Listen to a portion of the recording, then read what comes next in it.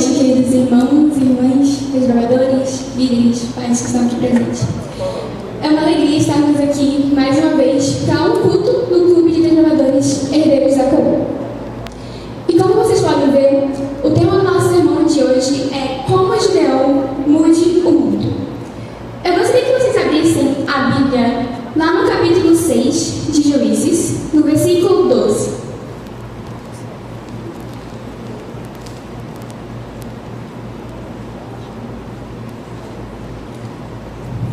Amém? Todo mundo achou?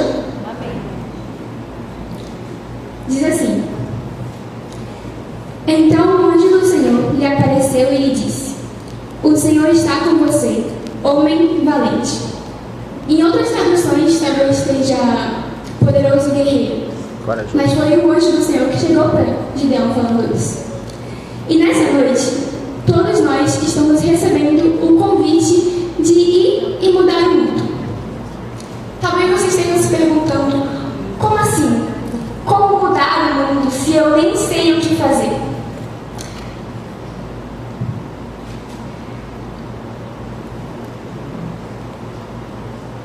Eu não sei se vocês conhecem esse homem, mas ele é o pastor Alexandre Bulhão. Ele foi departamental de líderes, desbravador por mais de 15 anos na vida dele, e ele escreveu o livro Conhecer Jesus é Tudo. E nesse livro, ele falou uma expressão que eu acho que vocês conhecem bem, não sei se vocês já se perguntaram isso, que é a expressão: a minha oração nem passa do teto. Muita gente já se perguntou isso às vezes. Ele disse que perguntou para o seu professor o porquê da sua oração nem passar do teto. E o seu professor, de uma forma de brincadeira, respondeu que ele devia orar do lado de fora, orar ao ar livre. Mas era apenas uma brincadeira.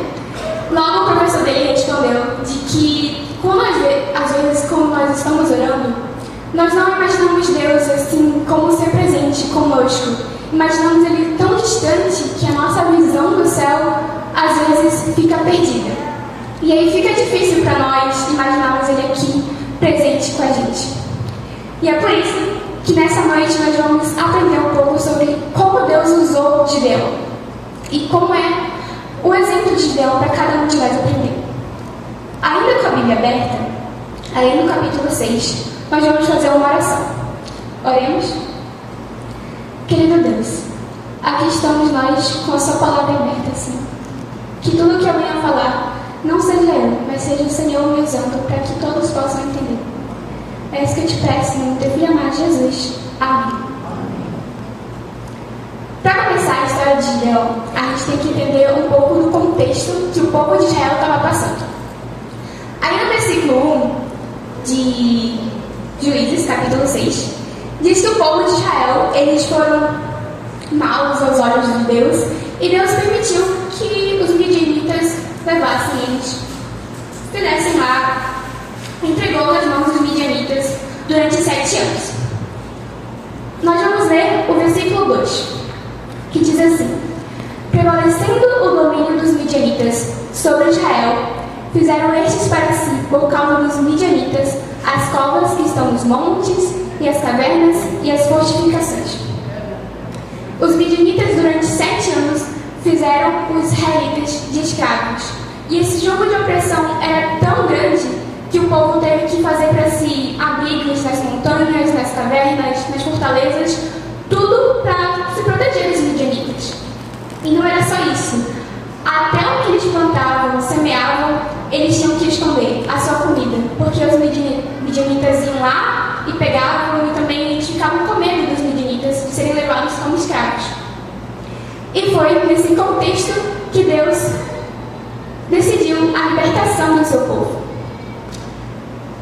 No versículo 11, vamos entrar no nosso personagem principal dessa noite, que é Gideão.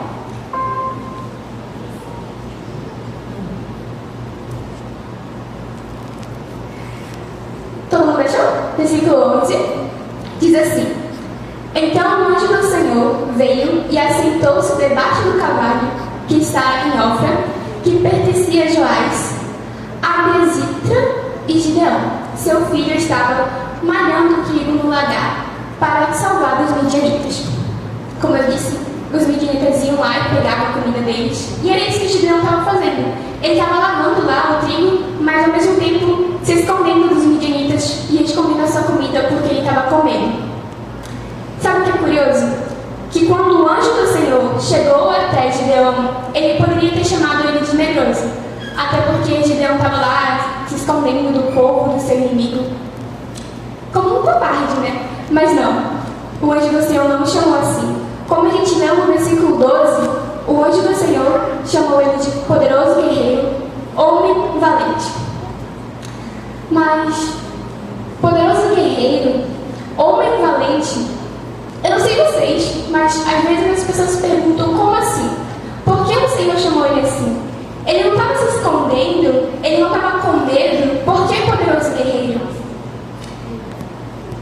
E não foi só isso.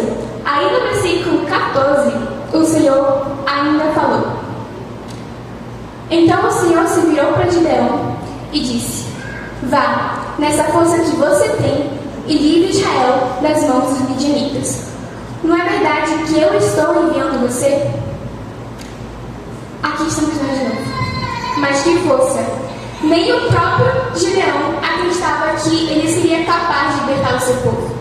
Ele não se achava suficiente para ser corajoso, ser forte e capaz de libertar o seu povo das mãos dos midianitas, que eram muitas pessoas. Mas mesmo assim, Deus não pensava dessa forma. Deus não pensava em Gideão como alguém fraco. Deus não viu Gideão como um covarde que estava se escondendo de medo dos seus inimigos, seu povo. Mas enxergava pelo que ele poderia se tornar com o apoio de Deus. Está lá no versículo 14. Em outras palavras, Deus ele queria que Gideão enxergasse a ele como o Senhor da sua vida. Queria que ele parasse de pensar que Deus é apenas aquele ser que está no céu assistindo a nossa vida como se fosse um filme, comendo a sua pipoca e que simplesmente não se importa. Deus não queria que Gideão pensasse assim. Deus enviou seus anjos para estarem com Gideão, com ele diariamente, e transformá-lo no líder que viria a libertar o seu povo, nas cavernas, escondido, mas não derrotado, e com o apoio do Deus Todo-Poderoso, que é capaz de mudar o mundo.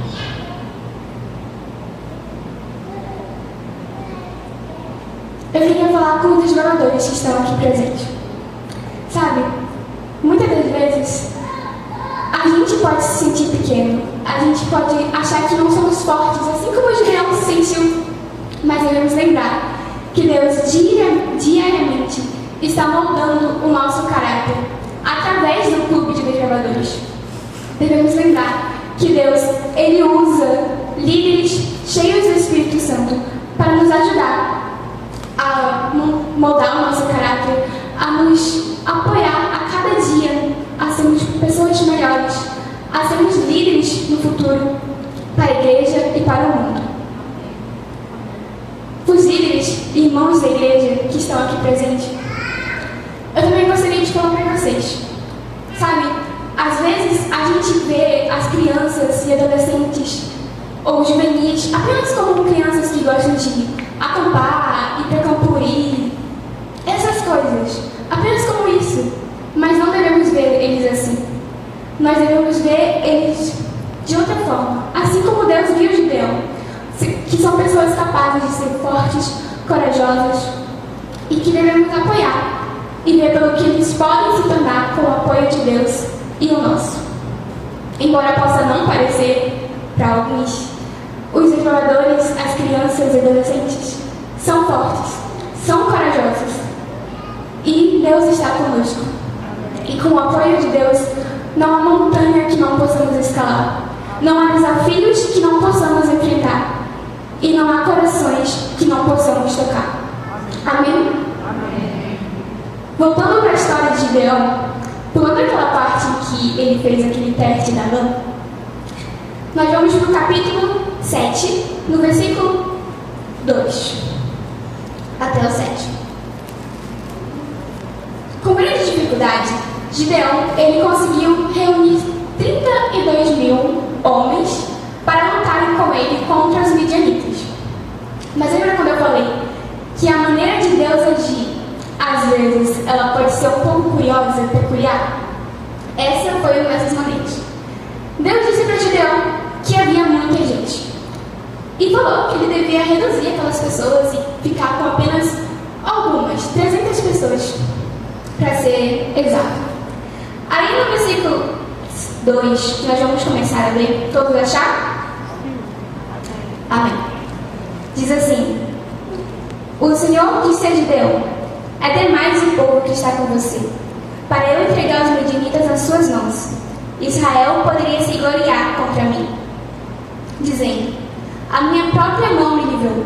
Portanto, anuncia ao povo o seguinte: quem estiver assustado e com medo, saia da região montanhosa de Gileade e volte para casa. Então, 22 mil homens voltaram e 10 mil ficaram. Então o Senhor disse a Gideão: ainda há povo demais. Faça-los descer até as águas, e ali eu os provarei para você. Aquele de quem eu disser: este irá com você, esse de fato irá com você. Porém, todo aquele que eu disser: este não irá com você, esse não irá. Versículo 5. Gideão fez com que os homens descessem até as águas. Então o Senhor lhe disse: todos os que lamberem a água com a língua, como faz o cachorro, esses você deve pôr à parte, separando-os daqueles que se ajoelharam para beber. O número dos que lamberam levando a boca foi de 300 homens. Todos os outros se ajoelharam para beber a água. Então o Senhor disse a Gideão: com esses 300 homens que lamberam a água, eu lhe darei você, e entregarei os midianitas nas suas mãos. Diga a todos os outros que voltem para casa. Que desafio, né? Gideão, ele teria que lutar contra 135 mil midianitas. Primeiro, ele tinha 32 mil. Mas aí, 22 mil saíram achando que eles estavam com medo, né? Contra o povo midianita. Então eles voltaram para sua casa. E aí ficou 10 mil. Mas aí Deus fez o teste e apenas 300 passaram no teste e foram lutar contra os midianitas. Mas que desafio foi para Gideão, né? Ele estava em um número muito menor comparado aos midianitas, eram apenas 135 mil homens que ele teria que lutar. Era só isso. Mas isso já é um desafio. Lá no versículo 16, diz que eles tiveram que lutar. Eles não tinham armas de combate de verdade, que a gente está acostumado a ver, aquelas espadas ou coisas do tipo. Eles não tinham isso. Eles teriam que lutar com trombetas, tochas e jarros vazios. Gideão tinha realmente que confiar em Deus. Tinha que confiar que aquela batalha já estava vencida. Para quem já conhece a história de Gideão, já sabe qual foi o resultado, né? Já está dizendo aqui. A Bíblia diz que Gideão, com seus corajosos 300 e com o apoio do Deus Todo-Poderoso, que muda o mundo, destruiu os midianitas e os seus reis. Gideão, com aqueles 300 soldados corajosos, conseguiu destruir todos os midianitas, que um dia fizeram seu povo de escravos e que oprimiram eles de todo tipo de forma. Gideão, com o apoio de Deus, conseguiu vencer esses homens. Mas agora lembrem comigo, aquele Gideão que uma vez estava escondido com medo do povo midianita, escondendo a sua comida com medo e que não tinha confiança em si mesmo, que não se achava corajoso, que não se achava forte o suficiente, agora ele tinha vencido os seus inimigos. Não por si só, mas porque ele confiou em Deus, porque ele se entregou a Ele e deixou que Deus o guiasse e levasse até a vitória. Agora é a vez de vocês. Eu vejo que tem muitos pais aqui, muitos irmãos da igreja, líderes da igreja. É a vez de vocês prepararem Gideões nesta igreja. Crianças e adolescentes que hoje são apenas crianças e adolescentes, mas que amanhã serão aqueles que estarão à frente na batalha final de hoje que nós estamos preparando, tanto no clube de desbravadores, que está pregando para as outras pessoas e convertendo elas para ir para o reino do céu. E esse é o dever de cada um de vocês. Todos os irmãos que estão aqui, porque as crianças o veem como exemplo. Elas veem vocês como algo a seguir. E vocês devem apoiar elas. Devem apoiar tanto os desbravadores, aventureiros, a cada dia mais crescerem em espiritualidade e em Cristo. Eu também queria falar com aquelas pessoas que nunca fizeram parte do clube de desbravadores. Tanto porque já não tinham mais idade para isso, é o que vocês achavam, ou porque você fez parte uma vez, mas decidiu sair por várias razões. No clube de desbravadores, a gente usa uma expressão chamada, que é aquela frase: uma vez desbravador, sempre desbravador. Então, assim, com esse pensamento, eu quero que vocês lembrem que nós precisamos de vocês. As crianças precisam de vocês, os adolescentes precisam também do apoio de vocês. Por mais que vocês também não estejam na liderança de algum ministério ou departamento, elas também precisam das suas orações, dos seus conselhos, dos seus recursos, do seu potencial. Porque é vocês que estão ajudando elas a cada dia a ser o futuro dessa igreja. E para que elas possam ser o futuro dessa igreja, nós precisamos ajudá-las agora, no presente. Para terminar, para os desbravadores. Agora eu quero falar com vocês. Nesse momento, muitos desbravadores não são líderes, não estão à frente em algum departamento da igreja. Hoje, vocês são apenas uma parte do rebanho do povo de Deus. Mas com Deus ao nosso lado, eu quero lembrá-los que hoje somos o presente do povo de Deus. E amanhã, com a sua ajuda, venceremos o mal, o pecado e proclamaremos ao mundo que Cristo vive. Amém. Que esse seja o desejo de cada um de nós, proclamar ao mundo, que possamos aceitar esse convite de irmos em frente, de ensinarmos a cada um, a criança, adolescente, jovem, juvenis, de que Cristo está voltando.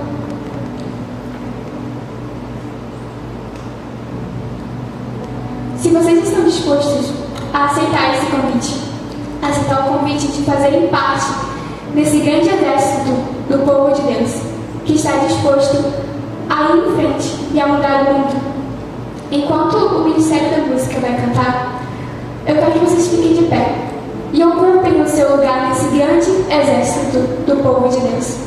O exército que está preparado para ir em frente, para mudar o mundo. E que vai preparar a cada uma dessas crianças, adolescentes, para que elas sejam o futuro da igreja. Amém?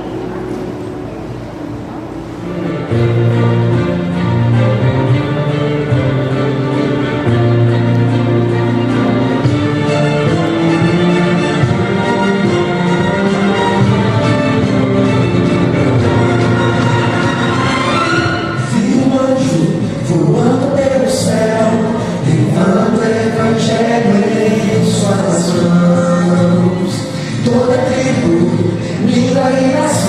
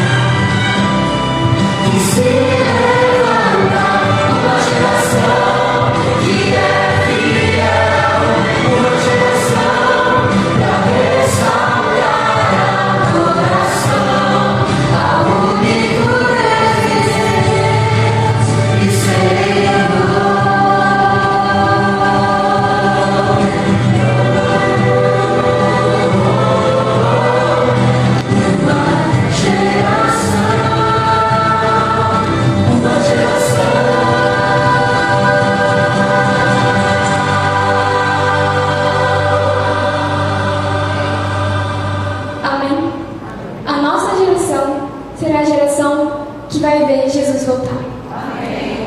Vamos orar. Querido Deus, Senhor, obrigada por estarmos aqui. Obrigada por cada pessoa que se entregou, Senhor, que neste momento está de pé e entregando a sua vida, para que o Senhor possa usá-las a cada dia. Que o Senhor possa usá-las para que elas possam mudar o mundo, Senhor, com a sua poderosa vontade. Que o Senhor venha guiá-las em seu caminho. É isso que eu te peço e te agradeço. Em nome do teu Filho amado Jesus. Amém. Eu queria pedir mais uma vez uma saudação para a Ruana, né? Corajosa Ruana. E nós temos visto cada vez mais a Ruana fazendo suas pregações, que é visível o empenho, a dedicação e o quanto a Ruana tem tido uma vida, né? Mais para Jesus sempre. E é muito bom. A Ruana é um exemplo de uma desbravadora que cresceu no clube, né? E aí nós temos outros exemplos também. Muitas crianças virão também que estarão crescendo dentro do clube de desbravadores e formando a nova liderança dessa igreja para a honra e glória de Deus. A Ruana vai estar lá na porta para despedir os irmãos e nós vamos sair cantando Permaneça em mim.